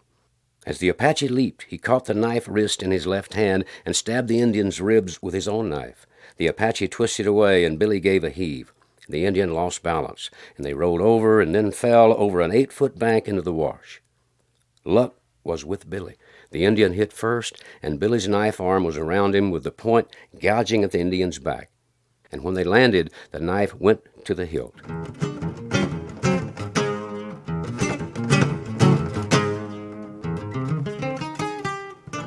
Billy rolled off, grasping for breath. Hurriedly, he glanced around, and there was no one in sight. Swiftly, he clawed at the bank, causing the loosened gravel to cave down, and in a few minutes of hot, sweating work, the Indian was buried. Turning, Billy lit out for his hideaway, and when he made it, he lay there gasping for breath, his sharps ready. There would be no work this day. He was going to lie low and watch. And the other Indians would come looking, he knew.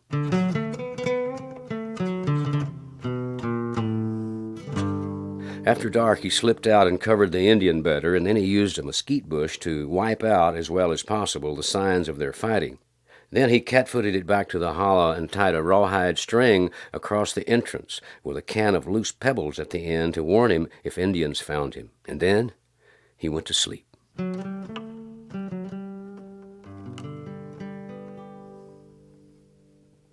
At dawn, he was up. He checked the sharps and then cleaned his .44 again, and he loaded his pockets with cartridges just in case and settled down for a day of it. Luckily, he had shade. It was hot out there, plenty hot. You could fry an egg on those rocks by 10 in the morning. Not that he had any eggs. He hadn't even seen an egg since the last time he was in Fremont, and that'd been 4 months ago. He bit off a chew of tobacco and rolled it in his jaw, and then he studied the banks of the draw. An Apache could move like a ghost and look like part of the landscape, and he had known them to come within 15 feet of a man in grassy country without being seen, and not tall grass at that. It wouldn't be so bad if his time hadn't been so short. When he left Fremont, Sally had 6 months to go to pay off the loan on a ranch, or out she'd go. Sally's husband had been killed by Bronc down on the Sandy. She was alone with the kids, and that loan about to take their home away. And when the situation became serious, old Billy thought of this wash. Once, several years before, he'd washed out some color there, and it looked rich. He'd left the country about 2 jumps ahead of the Apaches and swore he'd never come back. Nobody else was coming out of here with gold either, so he knew it was still like he remembered. Several optimistic prospectors had tried it and were never heard of again. However, old Billy had decided to take a chance. After all, Sally was all he had, and those 2 grandchildren of his deserved a better chance than they'd get if she lost the place.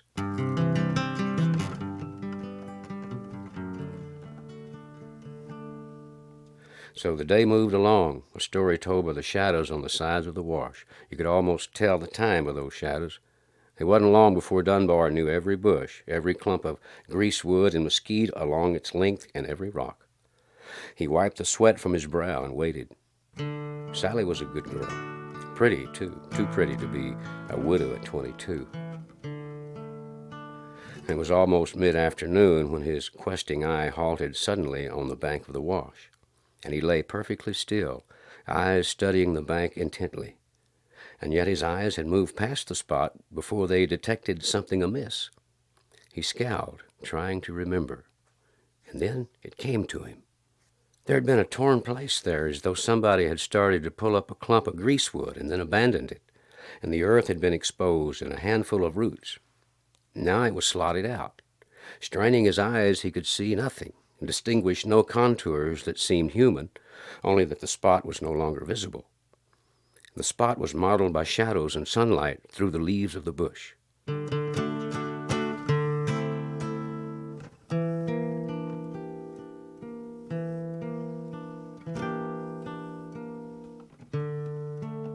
And then there was movement, so slight that his eyes scarcely detected it.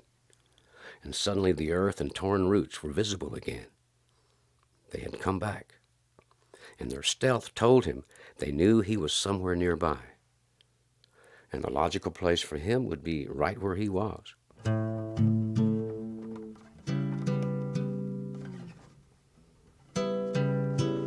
Now he was in for it. Luckily he had food and water and ammunition. There should be just 8 of them, unless more had come. Probably they'd found his prospect holes and trailed him back this way. And there was no way they could see into his hollow, no way they could shoot into it except through the narrow entrance, which was rock and brush. There was no concealed approach to it.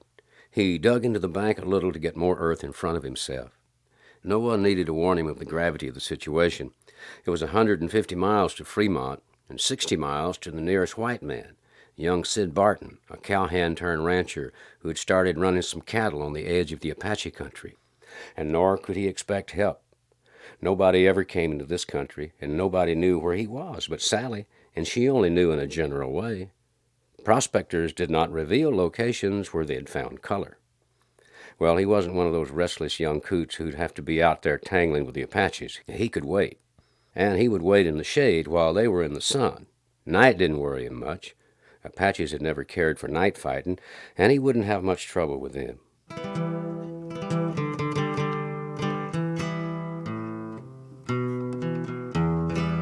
One of them showed himself suddenly, only one arm and a rifle. But he fired, the bullet striking the rock overhead. Old Billy chuckled. "Trying to draw fire to get me located."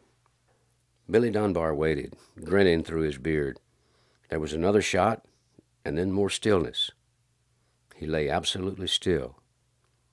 A hand showed, and then a foot.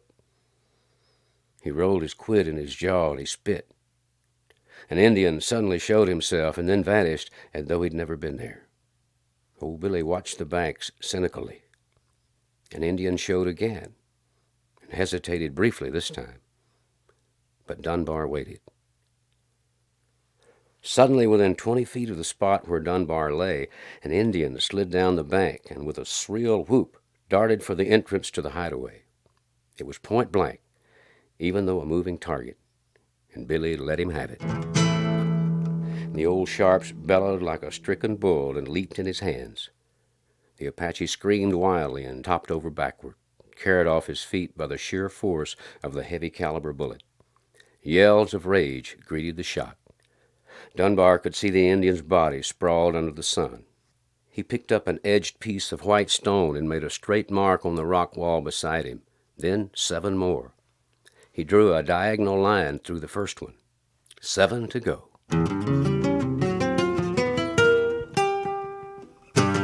A hail of bullets began kicking sand and dirt up around the opening, and one shot hit overhead and showered dirt down almost in his face.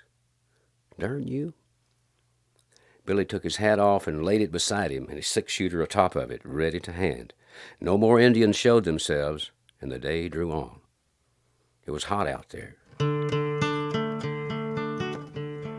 In the vast, brassy vault of the sky, a lone buzzard wheeled.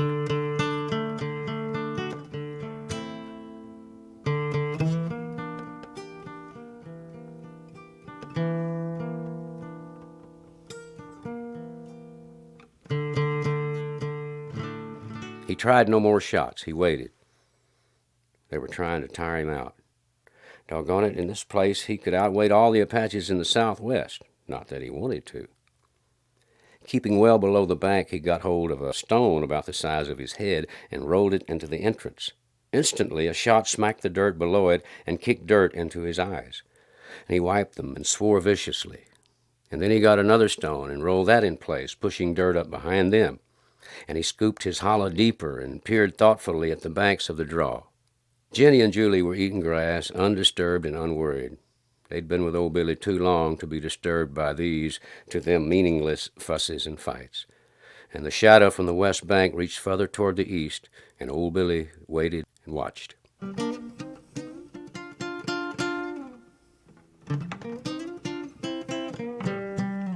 He detected an almost indiscernible movement atop the bank, in the same spot where he had first seen an Indian. Taking careful aim, he drew a bead on the exposed roots and waited. He saw no movement, nothing. And yet suddenly he focused his eyes more sharply and saw the roots were no longer exposed. Nestling the stock against his shoulder, his finger eased back on the trigger.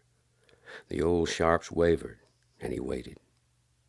The rifle steadied, and he squeezed again. The gun jumped suddenly, and there was a shrill yell from the Apache, who lunged to full height and rose on his tiptoes, both hands clasping his chest. The stricken redskin then plunged face forward down the bank in a shower of gravel, and Billy reloaded and waited.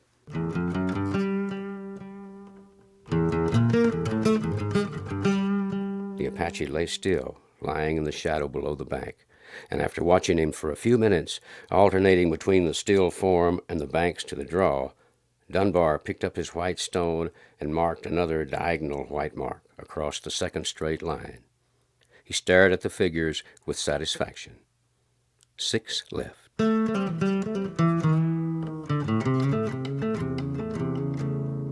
He was growing hungry. Jenny and Julie had both decided to lie down and call it a day.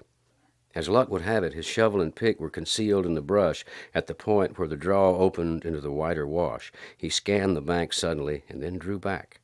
Grasping a bush, he pulled it from the earth under the huge rocks. He then took the brush and some stones and added to his parapet. With some lumps of earth and rock, he gradually built it stronger. Always he returned to the parapet, but the Apaches were cautious, and he saw nothing of them. And yet his instinct told him they were there, somewhere. And that, he knew, was the trouble. It was the fact he'd been avoiding ever since he'd holed up for the fight. They'd always be around somewhere now. 3 of their braves were missing, dead, and they would never let him leave the country alive. If he had patience, so had they, and they could afford to wait, and he could not. It was not merely a matter of getting home before the 6-month period was up, and less than 2 months remained of that. It was a matter of getting home with enough money to pay off the loan. And with the best of luck, it would require weeks upon weeks of hard, uninterrupted work. And then he saw the wolf. It was no more than a glimpse, and a fleeting glimpse. Billy Dunbar saw the sharply pointed nose and bright eyes, and then the swish of a tail. The wolf vanished somewhere at the base of the shelf of the rock that shaded the pocket. It vanished in proximity to the spring. Old Billy frowned and studied the spot. He wasn't the only one holed up here. The wolf evidently had a hole somewhere in the back of the pocket, and perhaps some young, as the time of the year was right. His stillness after he had finished work on the entrance had evidently fooled the wolf into believing the white man was gone. Obviously the wolf had been lying there, waiting for him to leave so it could come out and hunt. The cubs would be getting hungry, if there were cubs.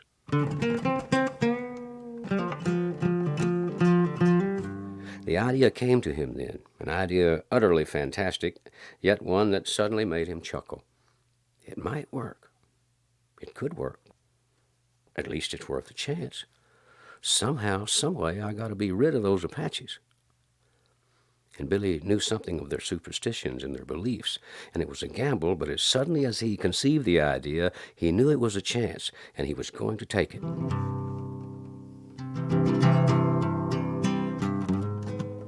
Digging his change of clothes out of the saddlebags, he got into them. And then he took his old clothing and laid it out on the ground in plain sight.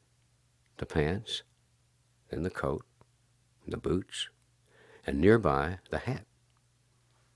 And taking some sticks, he went to the entrance of the wolf den and built a small fire close by.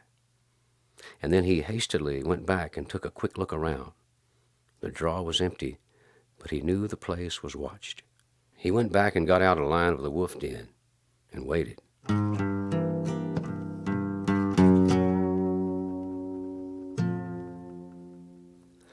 smoke was slight, but it was going into the den. It wouldn't take long.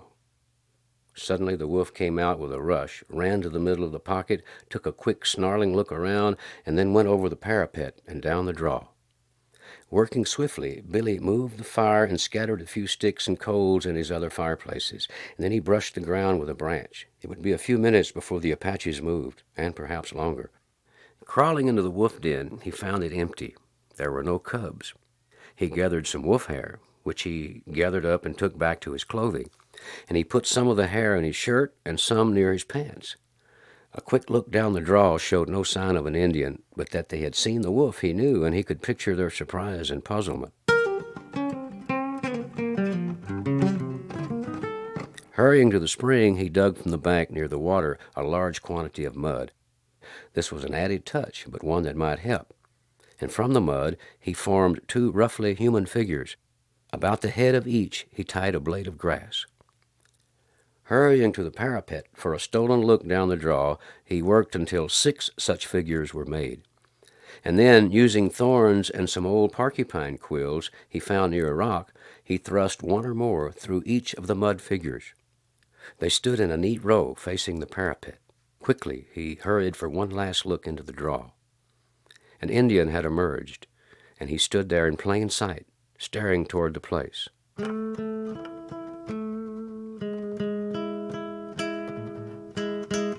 They would be cautious, Billy knew, and he chuckled to himself as he thought of what was to follow. Gathering up his rifle, the ammunition, a canteen, and a little food, he hurried to the wolf den and crawled back inside. At the end of the den there was room to sit up, topped by the stone of the shelving rock itself.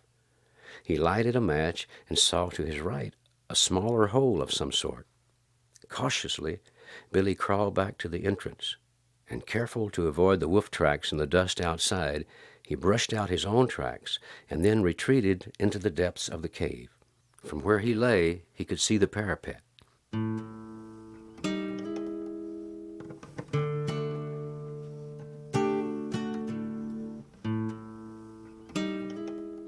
Almost a half hour passed before the first head lifted above the poorly made wall. Black, straight hair, a red headband, and then the sharp, hard features of their leader. And then other heads lifted beside him, and one by one the 6 Apaches stepped over the wall and into the pocket. They did not rush, but looked cautiously about, and their eyes were large and frightened. And they looked all around, then at the clothing, and then at the images. One of the Indians grunted and pointed. They drew closer, and then stopped in an awed line, staring at the mud figures. They knew too well what they meant. Those figures meant a witch doctor had put a death spell on each one of them. And one of the Indians drew back and looked at the clothing. Suddenly he gave a startled cry and pointed at the wolf hair, and they gathered around, talking excitingly, and then glancing over their shoulders fearfully. They had trapped what they believed to be a white man, and knowing Apaches, old Billy would have guessed they knew his height, his weight, and approximate age. Those things they could tell from the length of his stride, the way he worked, and the pressure of a footprint in softer ground. They'd trapped a white man, and a wolf had escaped. Now they found his clothing lying here, and on the clothing the hair of a wolf.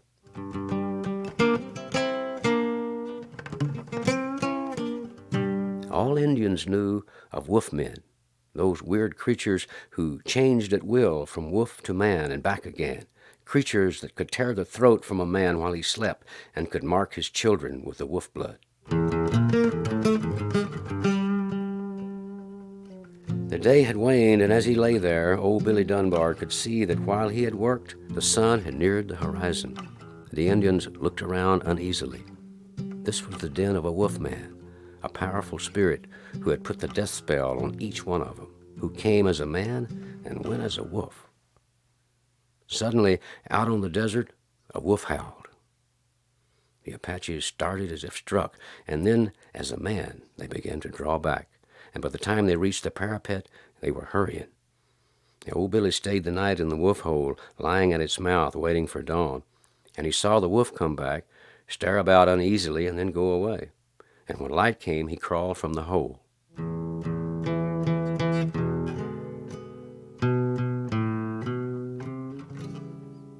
burros were cropping grass, and they looked at him, and he started to pick up a pack saddle and then dropped it.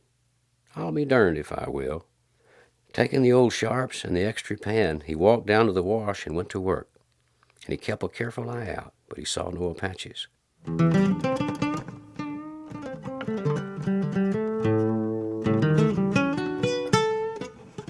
The goal was panning out even better than he'd dreamed would be possible. A few more days. Suddenly, he looked up. 2 Indians stood in plain sight, facing him. The nearest one walked forward and placed something on a rock, and then drew away. Crouching, waiting, old Billy watched them go. And then he went to the rock, and wrapped in a piece of tan buckskin was a haunch of venison.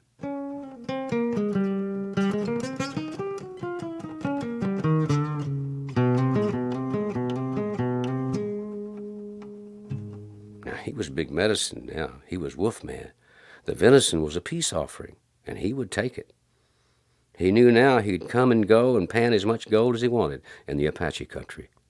And a few days later, he killed a wolf, skinned it, and then buried the carcass. But with the head, he made a cap to fit over the crown of his old felt hat. And wherever he went, he wore it.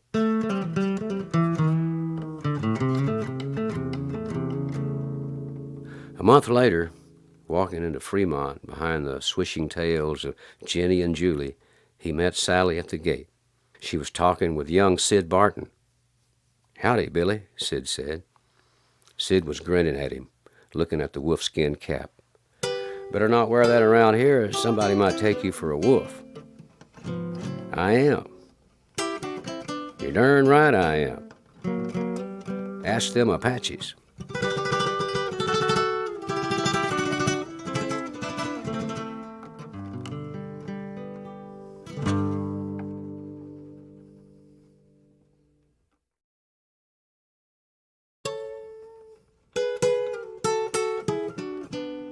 Mistakes Can Kill You by Louis L'Amour.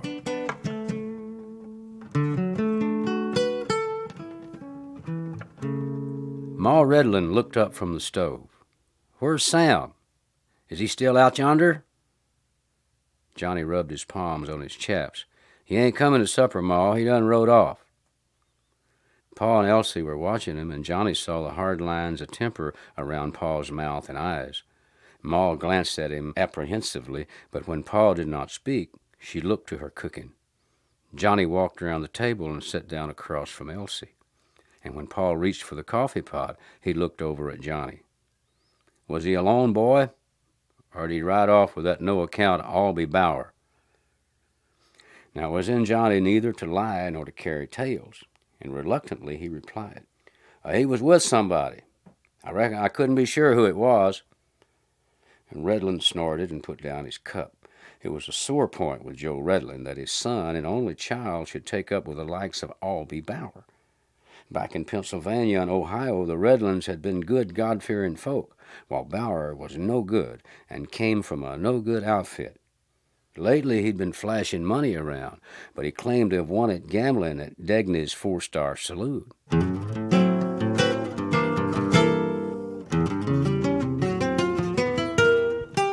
"Once more I'll tell him," Redlin said harshly.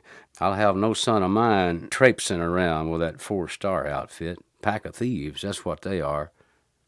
And Ma looked up worriedly. She was a buxom woman with a round, apple-cheeked face, and good humor was her normal manner. "Don't you be saying that away from home, Joe Redlin. That lost Degner's a gunslinger, and he'd like nothing so much as to shoot you after you taken Elsie from him." "I ain't afeard of him." Redlin's voice was flat. Johnny knew that what he said was true. Joe Redlin was not afraid of Degner, but he avoided him, for Redlin was a small rancher, a one-time farmer, and not a fighting man. And Lost Degner was bad all through and made no secret of it. His 4-Star was the hangout for all the tough element, and Degner had killed 2 men since Johnny had been in the country, as well as pistol-whipping a half-dozen more. It was not Johnny's place to comment, but secretly he knew the older Redlin was right. Once he had even gone so far as to warn Sam, but it only made the older boy angry.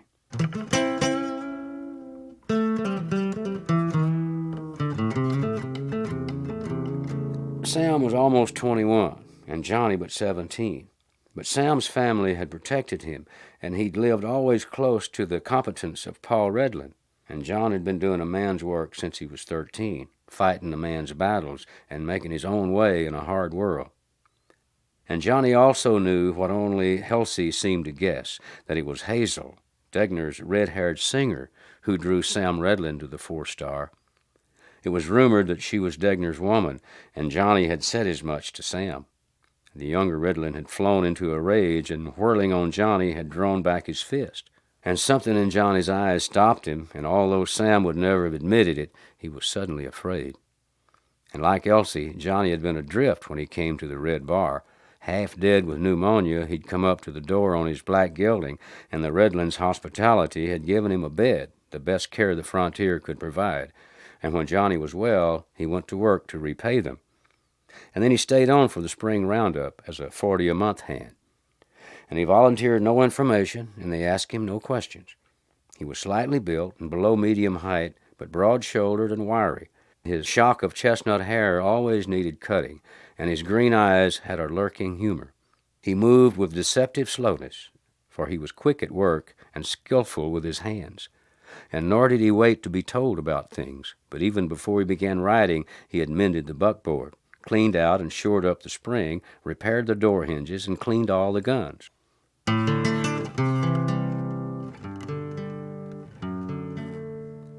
"We collect from Walters tomorrow," Redland said suddenly, "and then I'm going to make a payment on that Sprague place and put Sam on it. With his own place, he'll straighten up and go to work." Johnny stared at his plate, his appetite gone. He knew what that meant, for it had been in Joe Redland's mind that Sam should marry Elsie and settle on that place. Johnny looked up suddenly, and his throat tightened as he looked at her.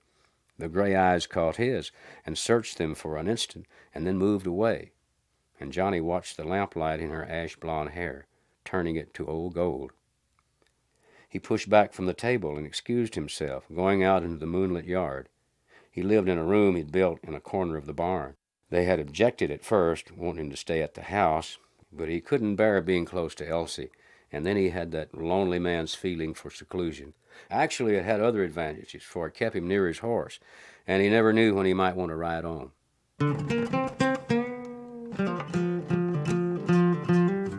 That black gelding and his new .44 Winchester had been the only incongruous notes in his get-up when he arrived at the R-Bar, but he had hidden his guns and his best clothes in a cave up the mountain, riding down to the ranch in shabby range clothes with only the .44 Winchester for safety.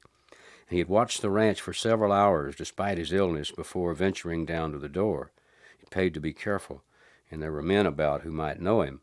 And later, when securely in his own room, he had returned to his catch and dug out the guns and brought his outfit down to the ranch.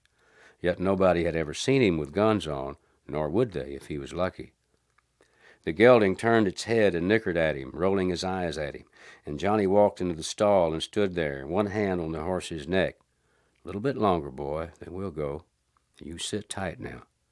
There was another reason why he should leave now, for he'd learned from Sam that Flitch was in town, that Flitch had been on the Gila during the fight, and he'd been a friend of Cardwell's, whom Johnny had killed at the Pachaco. Moreover, Flitch had been in Cimarron a year before, when Johnny, only 15 then, had evened the score with the men who killed his father and stole their outfit. Johnny had gunned 2 of them down and put the 3rd in the hospital.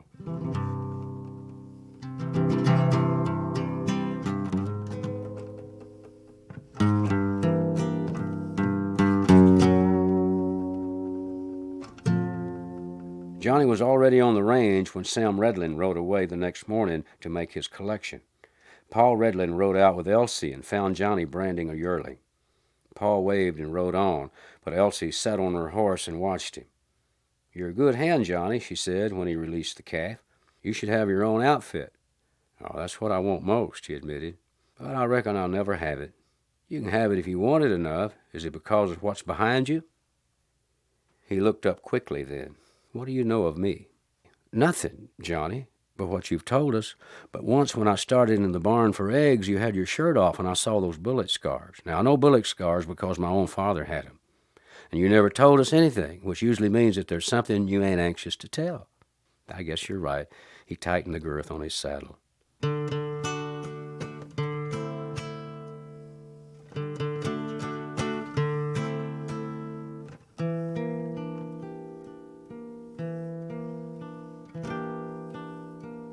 ain't much to tell, though. I come west with my pa, and he was a lunger. I drove the wagon myself after we left Independence, cleaned to Caldwell, and then on to Santa Fe. We got us a little outfit with what Pa had left, and some mean fellows stole it off of us, and they killed Pa.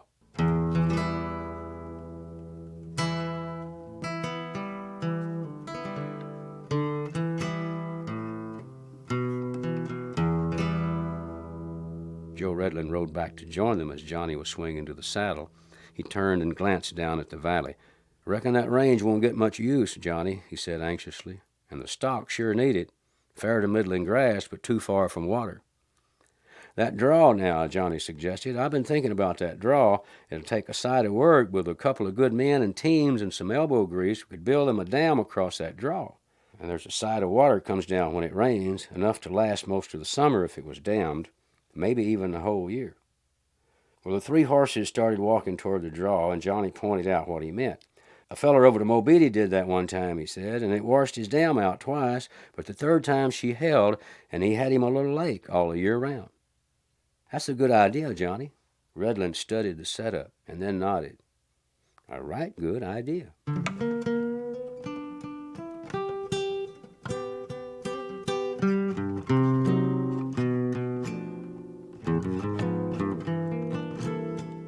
"Sam and me could do it," Johnny suggested, avoiding Paul Redland's eyes. Paul Redland said nothing, but both Johnny and Elsie knew that Sam was not exactly ambitious about extra work. He was a good hand, Sam was, strong and capable, but he was big-headed about things and was little inclined to sticking with a job.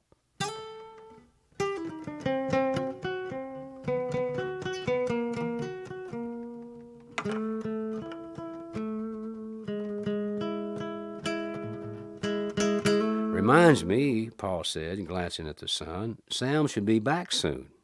"He might stop in town," Elsie suggested, and was immediately sorry she'd said it, for she could see the instant worry on Redland's face. The idea of Sam Redland stopping at the Four-Star with $7,000 on him was scarcely a pleasant one.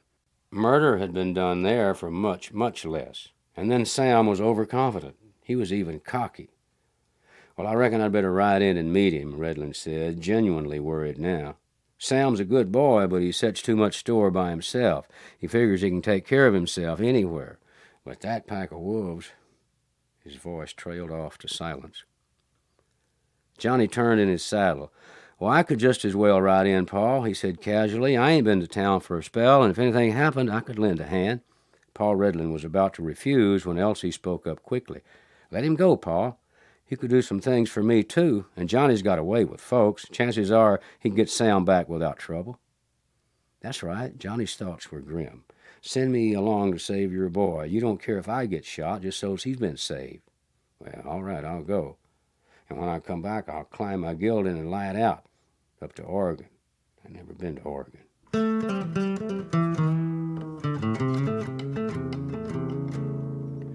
Flitch was in town, and his mouth tightened a little, but at that it would be better than Paul going, and Paul always said the wrong thing, being outspoken like. He was a man who spoke his mind, and to speak one's mind to Flitch or Lost Degner would mean a shooting. And it might be he could get Sam out of town all right. If he was drinking, it would be hard, especially if that redhead had her hands on him. "You reckon you can handle it?" Paul asked doubtfully. "Sure," Johnny said, his voice a shade hard. "I can handle it. I doubt if Sam's in any trouble. Later, maybe. All he'd need is somebody to side him." "Well," Paul was reluctant, "better take your Winchester, and my 6-gun, too. You hang on to it. I'll make out."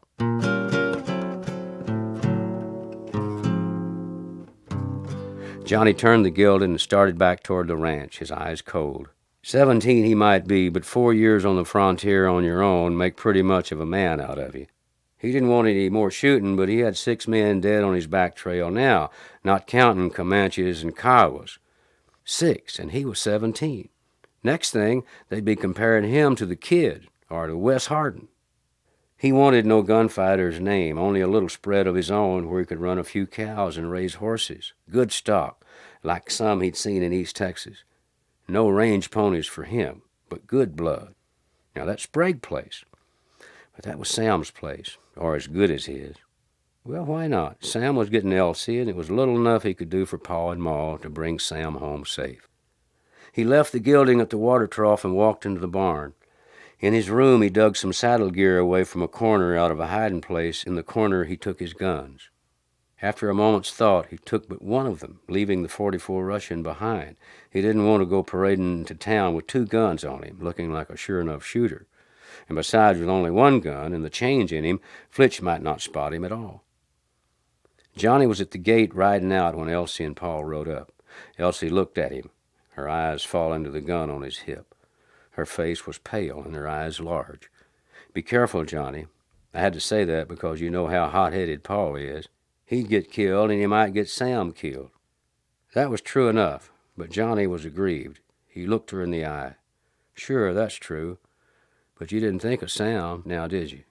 You was just thinking of Paul." Her lips parted to protest, and then her face seemed to stiffen. "No, Johnny, it wasn't only Paul I thought of. I did think of Sam. Why shouldn't I?" That was plain enough. Why shouldn't she? Wasn't she going to marry him? Wasn't Sam getting the Sprague place when they got that money back safe? He touched his horse lightly with a spur and moved on past her. All right, he'd send Sam back to her if he could. It was time he was moving on anyway.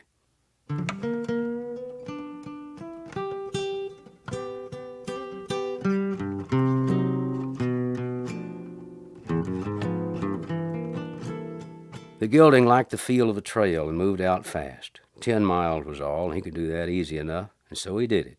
And Johnny turned the black horse into the street and stopped before the livery stable, swinging down. Sam's horse was tied at the Four Stars hitch rail, and the saddlebags were gone. Johnny studied the street and then crossed it and walked down along the buildings on the same side as the Four Star. He turned quickly into the door. Sam Redlin was sitting at a table with the redhead, the saddlebags on the table before him, and he was drunk. He was very drunk, and Johnny's eyes swept the room. The bartender and Lost Degner standing together, talking, and none of them paid any attention to Johnny, for neither knew him, but Flitch did. And Flitch was standing down the bar with Albie Bauer, but none of the old Gila River outfit. Both of them looked up, and Flitch kept looking, never taking his eyes from Johnny. Something bothered him. Maybe it was the one gun. Johnny moved over to Sam's table. They had to get out of here fast before Flitch remembered. "Hi, Sam," he said. "Just happened to be in town, and Pa said if I saw you, to side you on the way home." Sam stared at him sullenly. "Side me? You?" He snorted his contempt. "I need no man to side me. You can tell Paul I'll be home later tonight." He glanced at the redhead. "Much later." "Want I should carry this stuff home for you?" Johnny put his hand on the saddlebags. "Leave him be," Hazel protested angrily. "Can't you see he don't want to be bothered? He's capable of taking care of himself, and he don't need no kid for guardeen." "Beat it," Sam said. "You go on home. I'll come along later." "You better come now, Sam." Johnny was getting worried, for Lost Degner had started for the table. "Here, you!" Degner was sharp. "Leave that man alone. He's a friend of mine, and I'll have no saddle tramp annoying my customers." Johnny turned on him. "I'm no saddle tramp. I ride for his pa. He asked me to ride home with him now, and that's what I aim to do."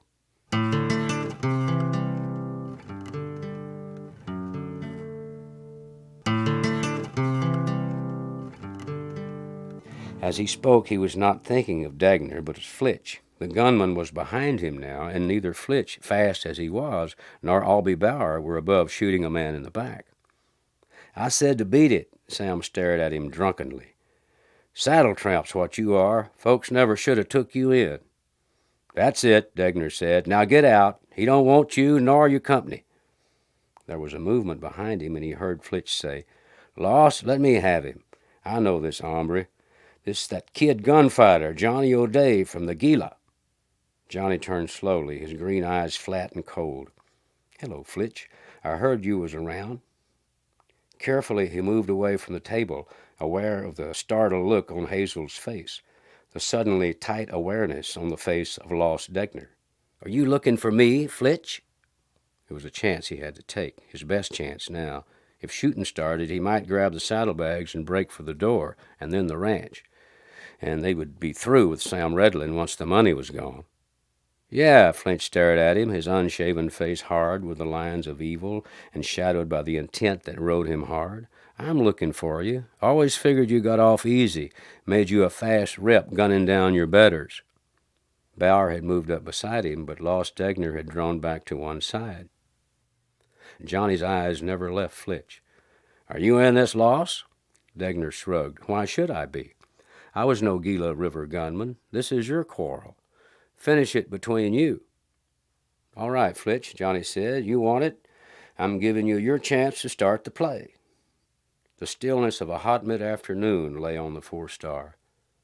A fly buzzed against the dusty, cobwebbed back window, and somewhere in the street a horse stamped restlessly, and a distant pump creaked.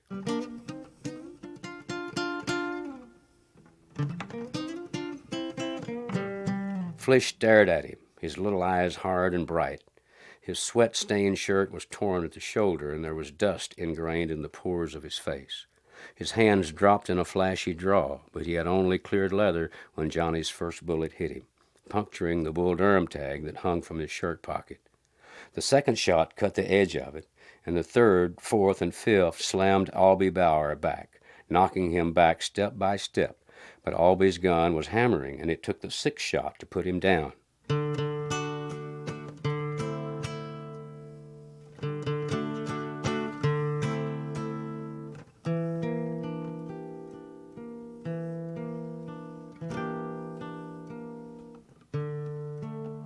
Johnny stood over them, staring down at their bodies, and then he turned to face Lost Degner. Degner was smiling, and he held a gun in his hand from which a thin tendril of smoke lifted. Startled, Johnny's eyes flickered to Sam Redlin. Sam lay across the saddlebags, blood trickling from the temples. He had been shot through the head by Degner, under cover of the gun battle, murdered without a chance. Johnny O'Day's eyes lifted to Lost Degner. The saloon keeper was still smiling. Yes, he's dead, and I've killed him. He had it coming, the fool, thinking we cared to listen to his bragging. All we wanted was that money, and now we got it. Me, Hazel, and I. We've got it. Not yet. Johnny's lips were stiff, and his heart was cold. He was thinking of Pa and Ma and Elsie. I'm still here. You, Degner laughed. With an empty gun? I counted your shots, boy. Even Johnny O'Day is cold turkey with an empty gun. 6 shots, 2 for Flitch, and beautiful shooting, too. But for 4 shots for Albie, who was moving and shooting and not so easy a target. But now I've got you. And with you dead, I'll just say Sam came here without any money and that he got shot during the fight. Sound good to you? Johnny still faced him, his gun in his hand. Not bad, he said. But you still have me here, Loss, and this gun ain't empty. Degner's face tightened and then relaxed. Not empty. I counted the shots, kid, so don't try bluffing me. Now I'm killing you. He tilted his gun toward Johnny O'Day, and Johnny fired. Once, twice, a third time. As each bullet hit him, Lost Degner jerked and twisted. But the shock of the wounds, and death wounds they were, was nothing to the shock of bullets from that empty gun. He sagged against the bar and then slipped forward. Johnny moved in on him. You can hear me, Loss? The killer's eyes lifted to his. This ain't a 6-shooter. It's a Walsh 12-shot Navy gun, 36 caliber. She's right handy, Loss, and it only goes to show you shouldn't jump to conclusions.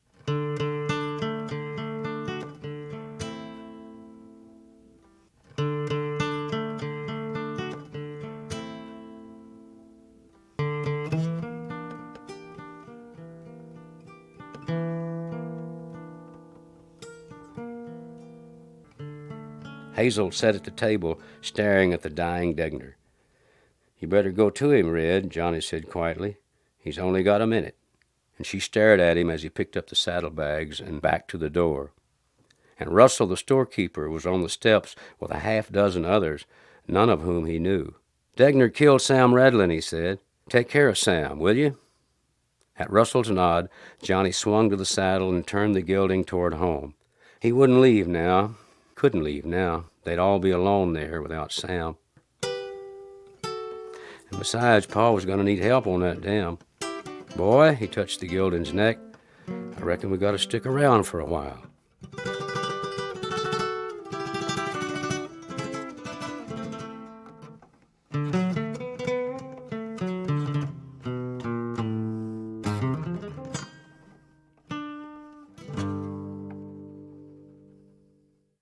This is Willie Nelson. We hope you enjoyed this presentation of Willie Nelson, My Favorite Louis L'Amour Stories. This series was produced by Lana Nelson and Wiley Stateman and directed by Lon Bender of Sound Deluxe Audio Publishing. This performance is a production of Sound Deluxe Audio Publishing Incorporated. Copyright 1995, all rights reserved.